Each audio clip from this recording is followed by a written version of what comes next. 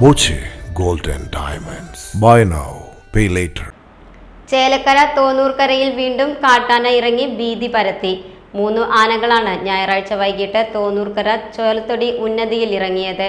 വനം വകുപ്പ് ഉദ്യോഗസ്ഥരെത്തി പടക്കം പൊട്ടിച്ചും മറ്റും ആനയെ തുരത്തി. പ്രദേശത്തെ തെരുവ് വിളക്ക് പോലും കത്തുന്നില്ലെന്നും പരാതിയുണ്ട്. വൈദ്യുതി കമ്പിയിലേക്ക് ചാഞ്ഞു നിൽക്കുന്ന മരം മുറിച്ചാൽ മാത്രമേ ലൈറ്റുകൾ പുനഃസ്ഥാപിക്കാൻ കഴിയൂ എന്നാണ് അറിയിച്ചതെന്ന് ചേലക്കര ഗ്രാമപഞ്ചായത്ത് പ്രസിഡന്റ് ഗോപാലകൃഷ്ണൻ പറഞ്ഞു. കുറച്ച് ഒരു ഇടവേളയ്ക്ക് ശേഷം വീണ്ടും 3 ആന ഈ പ്രദേശത്ത് ഒരു 5:30-ക്ക് ശേഷം വന്ന് നിൽക്കുകയാണ്. ജനങ്ങളെ വളരെയധികം പേടിയോട് കൂടിയിട്ടാണ് ഇതിനെ നോക്കിക്കാണുന്നത്. അപ്പോൾ അത് അറിഞ്ഞപ്പോഴാണ് ഞങ്ങളെല്ലാവരും ഓടി വരികയും ഫോറസ്റ്റ് തെരച്ചിൽ നടത്തിക്കൊണ്ടിരിക്കുകയാണ്. പടക്കം പൊട്ടിച്ച് പരമാവധി ദൂരേക്ക് മാറ്റുന്നതിന് വേണ്ടിയുള്ള ശ്രമം ഫോറസ്റ്റ് അവിടെ നടത്തിക്കൊണ്ടിരിക്കുകയാണ്, ഉദ്യോഗസ്ഥർ നടത്തിക്കൊണ്ടിരിക്കുകയാണ്. അതിനോടൊപ്പം തന്നെ ഇവിടെ KSEBയുടെ ഒരു അനാസ്ഥ എടുത്തു പറയാതിരിക്കാൻ കഴിയില്ല.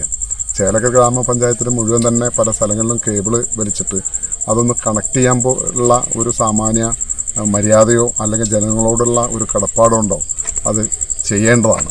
മാസങ്ങളായി പല പ്രാവശ്യം പറഞ്ഞിട്ടും KSEB അത് കണ്ടില്ല എന്ന് നടിച്ച് മുന്നോട്ട് പോവുകയാണ്. ഈ ആന സ്ഥിരമായി ഇറങ്ങുന്ന ഈ പ്രദേശത്ത് മുഴുവൻ പോസ്റ്റുകളിലും നമ്മൾ ലൈറ്റ് വന്നിട്ടതാണ്. പക്ഷേ ഇപ്പോൾ ഈ ലൈറ്റ് കത്താത്തതിൻ്റെ കാര്യം ഒരു മരച്ചില്ല ഒരു മരത്തിനോടുകൂടി നിൽക്കുന്നു എന്നൊരു കാരണം പറഞ്ഞുകൊണ്ടാണ്. പല പ്രാവശ്യവും നമ്മൾ നേരിട്ടും അത് ഫോണിലൂടെയും അവിടെ ചെന്നും പറഞ്ഞിട്ടും അതിന് ഒരു പരിഹാരം കണ്ടെത്താൻ ഇവിടുത്തെ KSEB ഉദ്യോഗസ്ഥർക്ക് കഴിഞ്ഞിട്ടില്ല.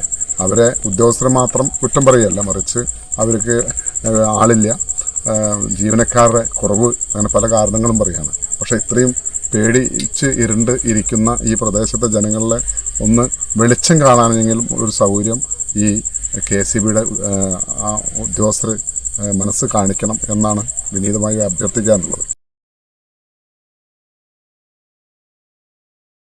Time kids preschool, Mannanur road, Vaniyamkulam. .View news.